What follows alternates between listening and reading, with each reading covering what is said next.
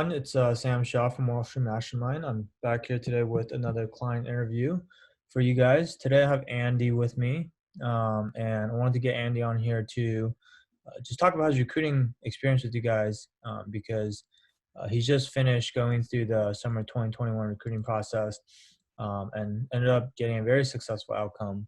And so I figured you guys could benefit from just learning from his experience as well. So Andy, thanks for taking the time to talk to us. Yeah, no problem. Awesome. So maybe to start, if you could just kind of tell people a little bit about you and what your background is, and just so people kind of level set on like what type of candidate you are. Sure. So I guess coming into the process, I had a little bit of finance background just from some clubs. I was an economics major, so I guess I kind of knew that I wanted to do investment banking starting around midway through my first year. And yeah, I'd say I was pretty motivated to get the job from that point onwards, Okay. but I definitely needed a couple extra resources to push along. Got it. And do you go to like a target school, non-target school? Yeah, I'd say my school is like a semi-target, like pretty good, not like a HIPS, but like right below that level. Okay, got it. So semi-target school, found out halfway through freshman year, and then um, was your GPA like, what would you say, like average, above average, below average? Yeah, I'd say I had an above average GPA. Okay, got it. Cool. So I guess when you first started recruiting, so you said it was what, halfway through freshman year they started thinking about it, right? Um, what was your situation back then, or like how was recruiting going for you? Yeah, so I guess like halfway through freshman year, I didn't really know what I was doing, and I hadn't done anything like networking at that point. Um, it was really exploratory, just kind of looking at what was out there. And at that point, I hadn't prepared at all. I think I probably started networking and preparing a little bit early on in my second year. Hmm. Okay, got it. So you start thinking about it freshman year, but you didn't really start preparing until the beginning of your sophomore year. Yeah. Okay. And so, like, how was that process for you? Like, when you were going through the preparation process on your own, like, what were some of the things that you were doing? Yeah, so I guess for just doing it on my own, the thing that I kind of focused on first is just trying to get some technical help. So just kind of understanding basic finance concepts, trying to look things up online. I used things like the M&I 400 to read through. And this was kind of before I'd taken any accounting classes or anything like that. So it was definitely a little bit rough at the start. Got it. Okay. So you use the M&I 400 question guide to start, which is kind of like what a lot of people use, right? Um, and like, so when you said it was kind of rough at the start, like, can you elaborate on that a little bit? Like, what was rough about it? Yeah, I guess like without having any sort of finance background, it was more, I think a big problem was even if I could kind of understand the concepts, it seemed like there's a very specific way that you're supposed to answer questions, and there are very specific ways you're supposed to like keep things in and I guess try to understand how those concepts work. Hmm. And I definitely knew that I wasn't kind of hitting on all the like things when I'd watch videos, for example, and people answering these questions, my answers would always be kind of different. It didn't seem like I knew what the important parts of some of the questions were when they got a bit more complicated. Mm-hmm. Mm-hmm. Got it. And you mentioned you were also in some finance clubs at the time, right? Yeah, I was in a couple finance clubs. Also, like, yeah, I mean, my school had some finance clubs that I had worked in, like various ones like impact investing. I did one that had a little bit to do with private equity and like a general business fraternity. Mm-hmm. And so did those organize it? Because a lot of people, they join those clubs and hope that, that would be enough to help them get in banking. Like, did you guys have any sort of training or workshops and stuff that you did in those clubs, and like, or did you get any resources or help from those organizations or? Yeah, I definitely did. I think the thing for me is I didn't join any clubs that were specific about investment banking. I joined a lot of clubs that had to do with different kinds of investing. Mm, And I think that gave me a good background. It definitely made it easier to learn concepts. yeah. But I mean, there are things that you would never learn in those clubs, like merger models. You wouldn't really go too deep into accounting, things like that. Mm, got it. Okay. Understood. Um, so okay, technicals, you're trying to learn on your own, but you felt like wasn't really quite enough to get you to where you need to be at. Um, in terms of networking, like how are you going about the networking process? Yeah, I think I honestly was a pretty late start to networking. I didn't really start networking until after I joined the program, so I Hmm. guess like I didn't even realize that it was happening that early. Oh, you didn't start networking until after you joined the Wall Street Mastermind program. Yeah, so I think I joined it like a couple months into my second year, so before that I hadn't really networked at all. Yeah, I think you joined at the end of November, is what I have. So Yeah, yeah, I guess that's probably, yeah, 2 or 3 months into your sophomore year, right? Almost halfway through your sophomore year. yeah. Um, so did you just not network? You just hadn't networked up to that point because you kind of didn't realize that that was such an important part of recruiting, or you knew you needed to do it, but you just didn't know how to do it, or what was the situation? Yeah, I think I had been talking to friends and things like that, and I knew it was an important part of recruiting. I just thought that, I didn't realize that it had to be so early. I thought recruiting would be kind of in the summer mostly, and then I could have more time to do it later. I Oh, didn't realize that it would get pushed up this year, and it was so important to get the early start. got it. Okay. But once you joined the program, you started doing it. Um, and then you obviously started learning more of the technicals. The other big piece for people typically is that they need to learn is kind of the behavioral interviews. So, what was your what shape were your behavioral answers in? I guess before the program. Yeah, I actually think behaviorals are the most important part of the program for me personally. Mm, Just because you can kind of get help with technicals and things like clubs, but I think with the behaviorals, I had a good story, I had some relevant experience, but I wasn't really sure, what do bankers really want to hear in my answers? What do I really need to highlight? And how do I kind of convey my story? So I think I had the stories, I just wasn't talking about the right points in them. okay, so you had all the content, but you didn't know how to package it and put it all together, basically. Yeah. Okay, got it. Um, so then you came in, I guess, end of November. So that was like halfway through your sophomore year, and then we started working together.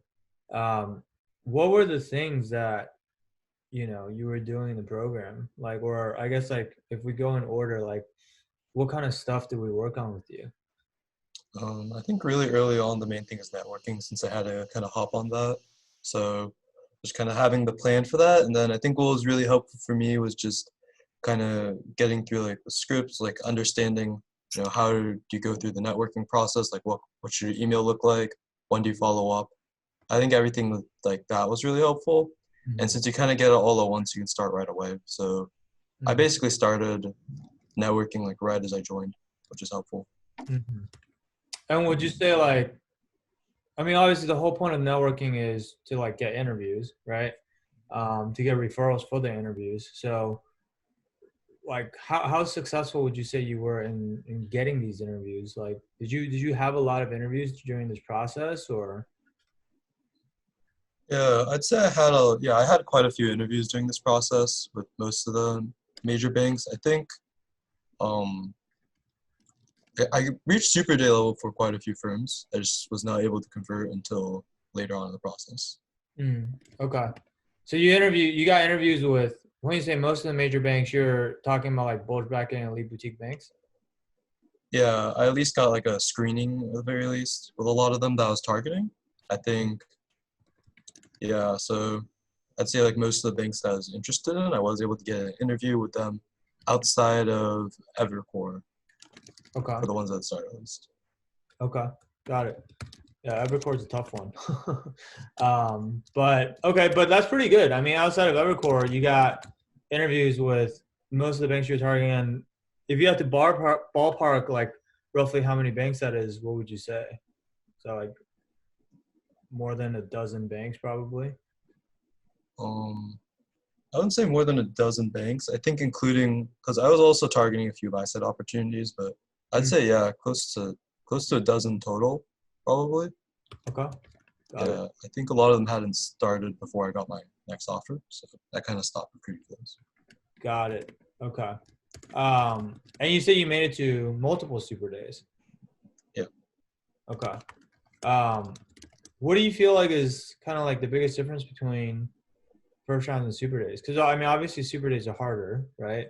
Mm. But like, in what way? Like for people that haven't ever made it that far, how would you describe it? Yeah, my experience with Super Days has been very behavioral. I think typically what I'd see is there'd be one interview that was like fairly technical, and then everything else was completely behavioral. Hmm. And the technical one really just seemed like a checkpoint, kind of like you get the technicals, it's a check off. That doesn't mean you get the offer at all. Hmm. And I think having a good story really is the most important thing at that level. Being good at the technicals doesn't take you very far. Hmm. Got it. Okay. Um, and that's good. That's good for people to hear because I think going into I don't know if this was the case for you, but going to recruiting, I feel like a lot of people kind of have this perception for whatever reason that the technical interview is the much more important aspect, right? I don't know if you had that kind of misconception, but we talked to a lot of students that they're so stressed out about the technicals and they spend all their time memorizing the M&I 400 guide or whatever it may be, and then they spend very very little time actually polishing up their stories, right? Um, why do you think that is? Or do you feel like that's kind of the case with a lot of people that you know too? Yeah, I think like coming into it, at least I think a lot of people know that the bulge brackets would be very behavioral or like fairly behavioral, but people don't expect that of elite boutiques. Mm-hmm. I remember I had a super day with, I guess not an elite boutique, but definitely a boutique bank. It was a pretty strong one, but I remember there's like there's some technical. There's definitely a much stronger technical focus. But when I got to the super day, there's a single technical interview. I knew for a fact that I got more answers right on that technical interview than the applicants that ultimately got the offer. Yeah. And I think that's when I realized, the technicals aren't really what pushes you through. It's definitely more behavioral. Oh, interesting. Because you guys compared notes afterwards or something, and they told you they got it wrong. Yeah, we talked about some of the questions after. Mm, got it. Got it. Yeah. I mean, I think that's pretty eye-opening probably for a lot of the listeners. It's like I always tell people, if you nail the behaviorals, but you mess up on one or two technicals, you might still get the job, but because they can teach you the technicals, right? But if you nail the technicals and you mess up on some of the behaviorals, that's probably not something that they want to deal with because they don't really think they're gonna like change who you are as a person, right? And so that's kind of the harder part for them to train. So that makes a lot of sense. So Okay, so you started networking. That was like the first thing you worked on in the program, and you got interviews from most of the places that you were targeting, aside from maybe Evercore. And then, in terms of the interview prep process itself, what did you find to be the most helpful there? Yeah, I think for me personally, I found the behaviorals to be most like helpful. Like actually having someone look at my answers that I've written up for like behaviorals and kind of being able to walk through some of the common ones and what you really need to focus on is Hmm. really helpful. I think kind of once you have that structure, even if the question's slightly different, you have a really good understanding of how to answer it. Hmm. And I think that's definitely what helped me most. Got it. Okay, so basically, the biggest thing. So it's not even about, hey, like, I mean, yes, we do look at all your answers and tell you, especially the really common ones that we know you're going to get, and then kind of like help you polish up your answers. But it's not like it's not possible to prepare for every single possible question you could get. And really what it comes down to is teaching you the frameworks of how to think about these behavioral questions so that you can organize your thoughts on the fly during the interview and be able to structure an answer in a logical and coherent way. Is that kind of what you're saying? Yeah, I definitely think so. I think like what I kind of got to understand is there are certain kind of almost topic or characteristics that bankers are really looking for. Hmm. I really need to just kind of highlight those specific characteristics through my answers throughout the interview. Hmm. Got it. Okay. Interesting. So behavioral is most helpful to you. Then on the technical side, was there anything different about how you learned technicals through our program versus how you were doing it previously? Yeah, I think kind of previously it was just like reading like everything. I Hmm. think having someone explain it to you definitely helps. And I guess like the more important thing is it gives you a solid foundation quickly. I do think like maybe if I spent like a lot of time reading, I could have developed a foundation too, but it's much faster to have the explanations right there so you're not kind of spinning your wheels trying to understand why everything works the way it does. Mm. So basically, it's more like a unlike behaviorals where maybe it's not necessarily a function of just spending more time, because if you spend more time on a behavior answer, you might still not know how to improve your answers. On technicals, you might have been able to get there if you just spent enough time, but then it comes down to like how efficient do you want to be in the recruiting preparation process, basically. Yeah, and I think when you're preparing for technicals, it's really important to spend a lot of time on some of like the more complicated topics, things that, like for example, some of my interviews would have like deep dives into like random stuff like net operating losses. So if you are spending time prepping on technicals, you want to get into fundamentals as fast as possible. So what you're prepping is really like kind of random deep dives on topics that might come up. Got it. Especially probably with, since you were interviewing with some of these elite boutiques, for example, those tend to be a lot more technical, right? Yeah, I think the first rounds you can kind of get kicked out immediately if you mess up on this, like a single technical in my experience. Mm-hmm. Mm-hmm. Right. Okay.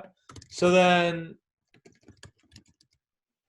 let's talk about kind of like the outcomes of kind of like your recruiting process. So, I mean, your situation was interesting because you actually, I mean, so everybody knows like with recruiting, you kind of can't control like when you get an offer versus like, relative to whatever other processes you have going on, right? And the one thing that's really, really annoying about recruiting for banking or buy side or just, finance in general is that sometimes you get these exploding offers, right? So you yourself have one of those as well as you were going through the process, right? Except I think what actually at the time what you chose to do kind of surprised me, but because not a lot of people have the balls to do it. But can you just like kind of talk a little bit about kind of what happened and what your thought process was with that? Yeah, I think so. Basically, what happened is I had an offer from a middle market PE firm, think AUM between like 7 and 10 billion, Mm-hmm. and it was exploding within a week. So I really had to figure out what I wanted to do. I think my thought process was really I was fine with recruiting for the buy side. I was somewhat interested, but I didn't want to kind of pigeonhole myself into a middle market PE and not be able to get out of that if I didn't want to continue doing it. Mm-hmm. So that's kind of why I thought, I really wanted to try to do banking. And at this time, my top choices, which were bulge bracket banks like Goldman Sachs, Morgan Stanley, JP Morgan, hadn't even started recruiting. So I knew that I would definitely regret it if I kind of didn't take a shot with this. Mm-hmm. Yeah, like I said, I thought that was, first of all, you have to have a certain level of confidence to do that, right? Mhm. Because I meet a lot of students, whether it's other clients or people that are not my clients, um, who get offers and then they kind of take the first offer they get because obviously that's like the safe thing to do, right? Because you're never promised another offer, right? Maybe you do, maybe you don't. And a lot of people like, I thought it was interesting because you said, hey, I would definitely regret it if I didn't recruit for my top firms. Some people, they say, oh, I would definitely regret it if I turn down this offer and I don't get another one. And so it's like, how long did you struggle with that decision, or was it a pretty easy decision for you to just turn it down and keep recruiting? Because I remember we had like a quick brief conversation about it, but I don't think I gave you too much input. I think you kind of already sort of knew what you wanted to do, right? Yeah, I think in the first couple of days of having the offer it was a little harder of a decision, but I had talked to some people at my school, and I actually talked to a guy who worked at a mega fund private equity firm, and he Mm, kind of walked through how it's really hard to go from a middle market fund to like a mega fund or something like that, rather than go from banking. And I think like what I ultimately just decided is like I felt pretty confident in myself as a candidate that I had a good shot at these firms. And mhm, I felt like over my course of doing more and more interviews, I was improving each time. So, mhm. by the end, I thought I'd be able to do pretty well. And Yeah, I guess that's how I kind of decided. got it. Yeah. No, I mean, I think, and the person that you talk to, I mean, I think he's absolutely right. Like, especially when you get to, I mean, somewhat the case in PE too, but definitely when you get to the buy side, if you're trying to move upstream, and by upstream we mean like move from a mid-sized firm to a larger firm, or just like moving up in terms of AUM in general, is pretty rare. Or it's like very very hard to do. People typically move laterally or they move downstream as they become more and more senior, right? So I definitely think that obviously hindsight is always 2020, but you know ending up where you ended up now is definitely going to give you a lot more options and flexibility in the future, which is great. Um, so ultimately, you kept recruiting, um, and how much longer did it take you for you to get an offer after that?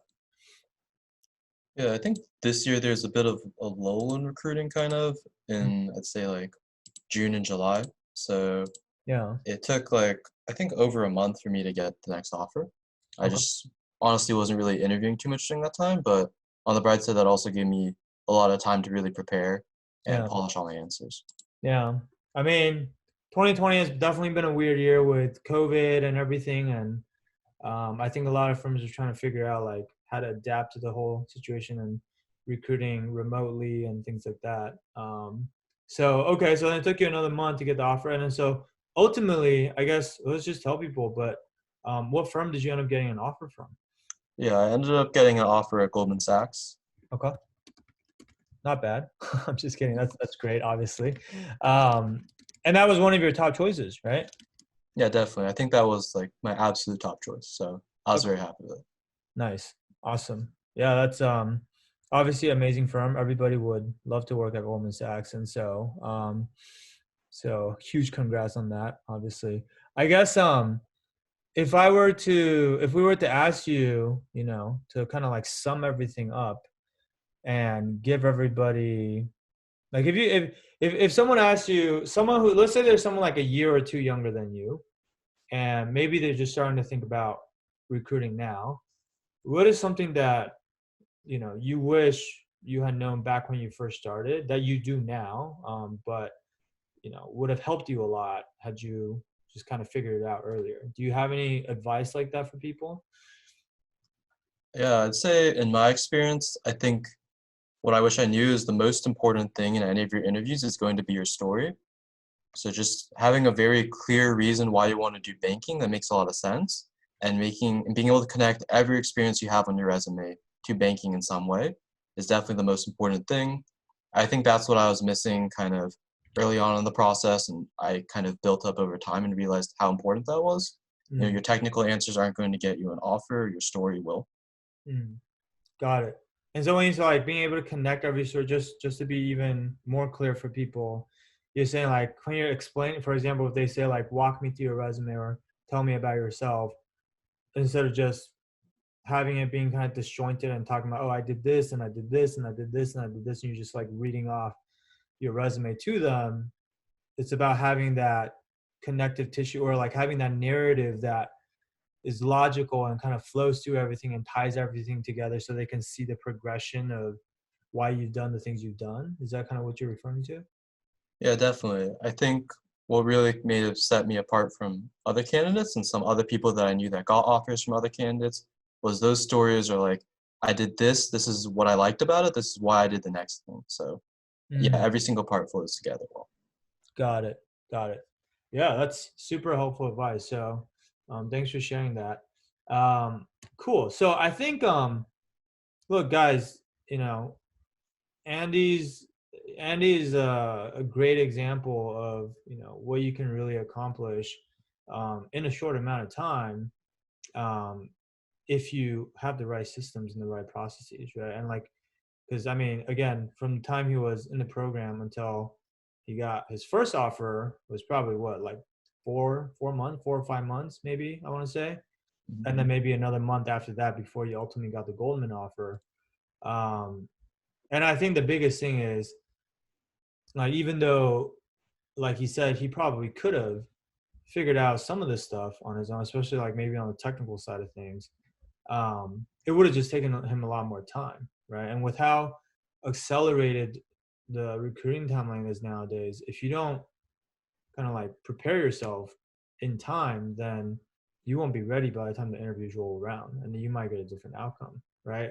And I think even the bigger takeaway for him is just, you notice how Andy keeps emphasizing the importance of having a great story, right? And so a lot of the times with the story, it's hard for you to figure out kind of like just exactly what your story should be, because when you try to come up with your own stories, there might be some blind spots or mistakes or that you're making, or not even mistakes, but just like improvements that you could have made, but you don't realize that you can make those improvements because you're the original author of your story, right? And so it's good to get kind of like a second set of eyes, someone who's really not just any second set of eyes, but someone who's really, really experienced in coming up with these answers, and or not just coming up with these answers, but more importantly, has seen a lot of other people answer the similar type of questions, right? Because if someone has seen,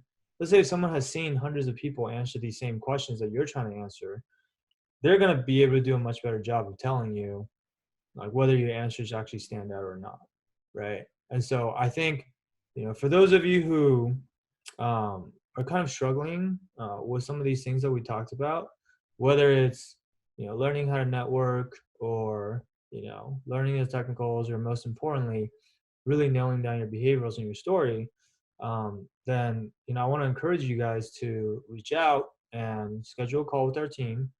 We offer these free strategy sessions where we'll hop on a call with you for about an hour. We'll learn more about your situation, talk about your recruiting process, what are your goals, what are your challenges, and then depending on kind of what you're trying to do and whether we think we can actually help you with those challenges, we might invite you to work with us, or if not, because sometimes it's not the best fit, which is totally cool too. We'll still just give you some advice on what we think we would do if we were in your shoes, right? So if you guys are interested in doing that, you can schedule this free strategy session with us at www.wallstreetmastermind.com/apply. The street in the URL is abbreviated to ST, so it's wallstmastermind.com/apply.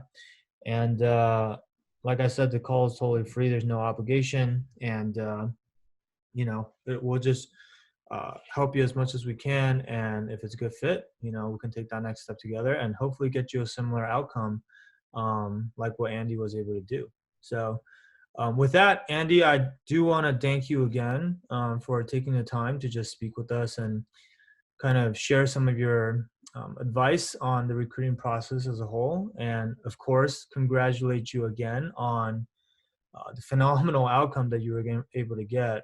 Obviously, getting an offer from Goldman Sachs is no easy feat. And at the same time, you definitely put in the work. And so 100% well deserved. And I can't wait to see all the success that you're able to achieve ahead of you, both this next summer and beyond. Yeah, no problem. Thank you so much for all the help. Yeah, absolutely. All right, guys. Well, that'll be it for today's episode. And thank you guys for tuning in. And we'll be back again with more of these in the near future. All right. Talk to you guys soon. Thanks. Bye.